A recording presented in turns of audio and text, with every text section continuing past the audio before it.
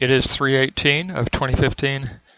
We're going to look at a book on the Dead Sea Scrolls that was written or published in 1996 by three authors, Wise, Abegg, and Cook, published by HarperCollins.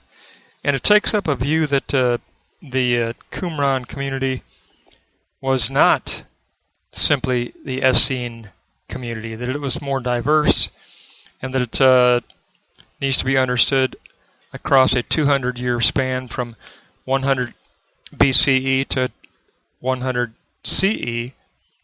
And if we look at it within that 200-year frame of governing dynasties of Judea, we will get a better idea of the Qumran community and the Dead Sea Scrolls.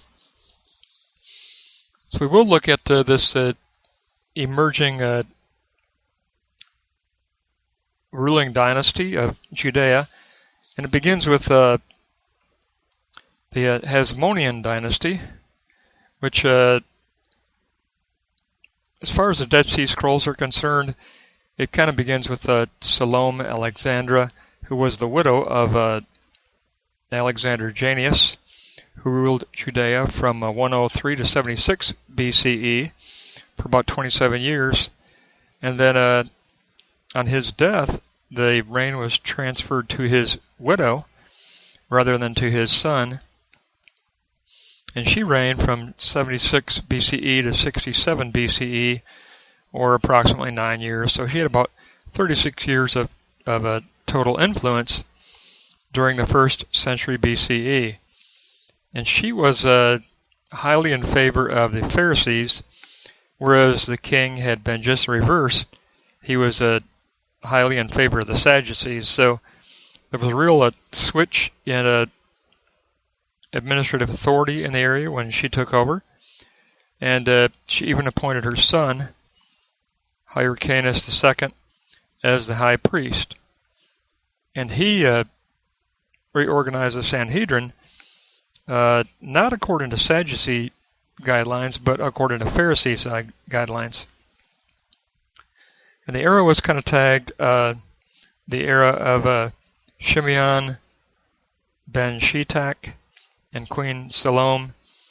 And Shimeon ben Shetak was the leader of the Pharisee party and kind of a proto-Pharisee rabbi figure who happened to be the queen's brother. So there you go. That got him in the door as the leader of the Pharisee party. During this period, there was a real persecution of the Sadducees because there was more or less an era of retribution for all that the Pharisees had suffered under the king. And there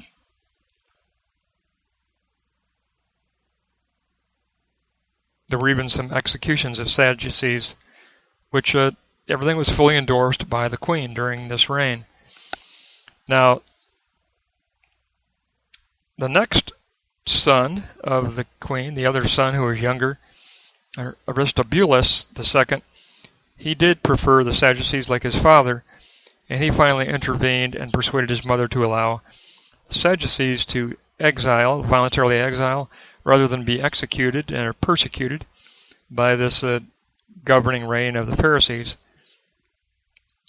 So she actually had the Sadducees physically exiled out of Jerusalem. So she exiled them to outlying regions, and one of those exiling groups was a group of individual Sadducees who followed a teacher of righteousness and ended up at Qumran. So, according to these authors, initially the Qumran sect was predominantly a Sadducee protest group with a very high priestly emphasis. So it didn't begin as an Essene group. It really began as a Sadducee protest group against the rising power of the Pharisees. Now, the Hasmonean dynasty was overthrown by Herod the Great, and Herod the Great actually ruled from 63 BCE till 4 BCE, and the members of the Qumran community actually viewed this overthrow by Herod the Great as a Roman invasion that was a type of punishment for the wicked priest of Hyrcanus II, the son of the queen, who was a favorite of the Pharisees, and the man of the lie, who actually was the leader of the Pharisees, that Shimeon ben Shetak, who was the brother to the queen. So they perceived, in one of the scroll documents, the commentary of Habakkuk, it refers to this wicked priest and man of the lie of this 1st century BCE anti-Sadducee government. Now, if you just kind of look at the running chronology here, you've got 67 BCE is when Queen Salome dies, and Sadducees can return back into Jerusalem, but it wasn't going to be much of a thing to do, because they're being a transition from one dynasty to another murdering dynasty, because in 63 BCE Herod overthrew the Hasmonean dynasty, but in 37 BCE Herod executed 45 Sanhedrin members and downgraded the high priest status to a one-year position, which was to be appointed by him. Herod wanted absolute monarch rule. He didn't want to share authority with anyone.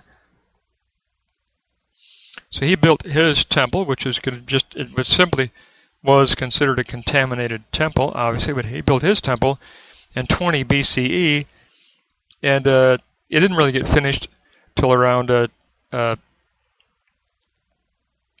16 CE, so it had to basically continue through the Herodian dynasty until Agrippa II, who was the final Herodian king, and he wrapped up construction around 16 CE.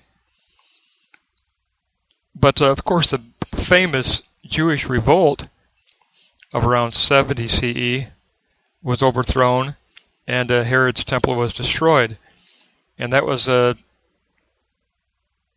eventually lead to the Herodian dynasty being concluded, and Roman occupation fully taking over around 92 CE. So there was the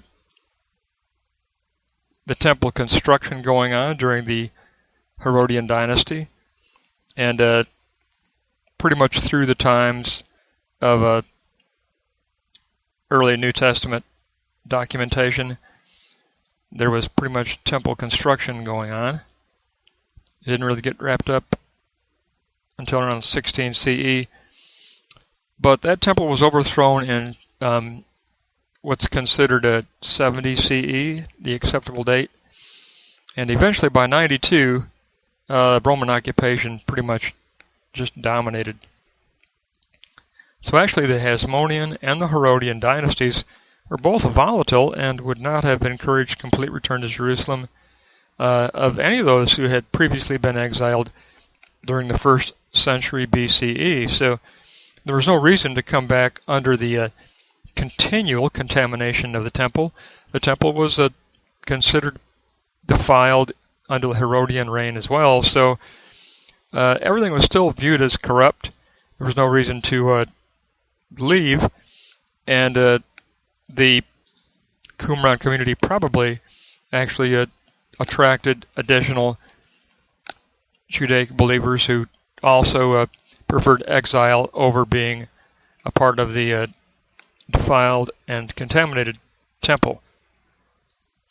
So these authors look at the Qumran community as an evolving community across a 200-year period, from 1st century BCE to 1st century CE, evolving from a Sadducee priestly community to also combining an Essene mystic unit or group. They followed this 364-day solar calendar. In their commentary on Nahum, which was found in Cave 4, they mentioned the Lion of Wrath. That was the Alexander Jannaeus who persecuted and murdered the Pharisees.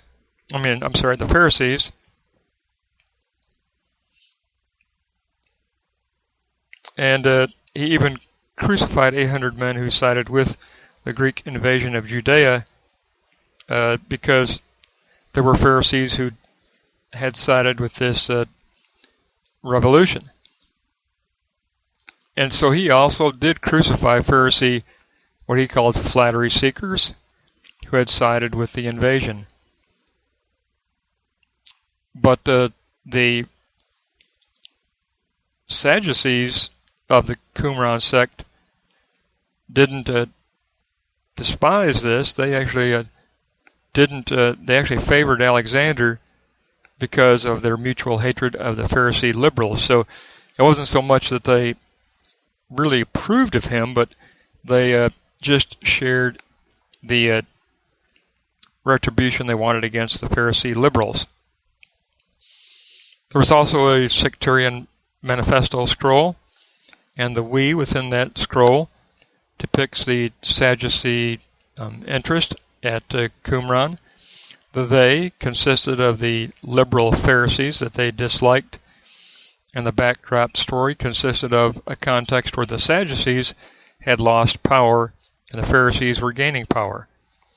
So this manifesto represented a priestly faction within Qumran that fell under the leadership of that teacher of righteousness, and the manifesto was intended for the high priest in an attempt to persuade him to support the priestly laws of the Sadducees. So after the Roman invasion, the authors seemed to feel that there was an increase of the mystic element at Qumran, which accounts for much of the Essene type content, and the Sadducee priestly stance didn't reflect the entire community. It also included a mystic protest group of the Essenes. So the community evolved over a 2-century period of time, and they didn't really have any political influence after the Roman occupation.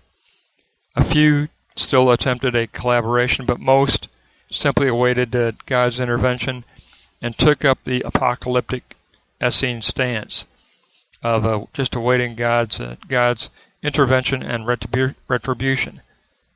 And there may even have been some Sicarii members, or Judaic freedom fighters, who later would join the Masada group against the Roman occupation. But the 200 span period is supported by the pottery that was carbon dated, that was found. It actually carbon dated from 150 BCE to 200 CE. So both 1st century BCE and 1st century CE and the evolving dynasties of the Hasmonean dynasty and the next Herodian dynasty, both were volatile political atmospheres in Jerusalem, and it found different groups seeking exile at different times, but eventually the authors feel like there was enough support in the scrolls within the content to support the Sadducee anti-Pharisee documentation and the mystic Essene retribution apocalyptic interest. And so the scrolls have a little bit of a divergence in content, and it reflects the evolving occupants who were exiled at Qumran. And that gives us just a very brief little intro, and we'll continue to look at some of the interesting aspects of the Dead Sea Scrolls as we continue on through the manuscript. But that's basically just their little intro from pages 1 to 38. It gives us a glimpse of the diversity of the Qumran sect and how it cannot be oversimplified to simply being an Essene group.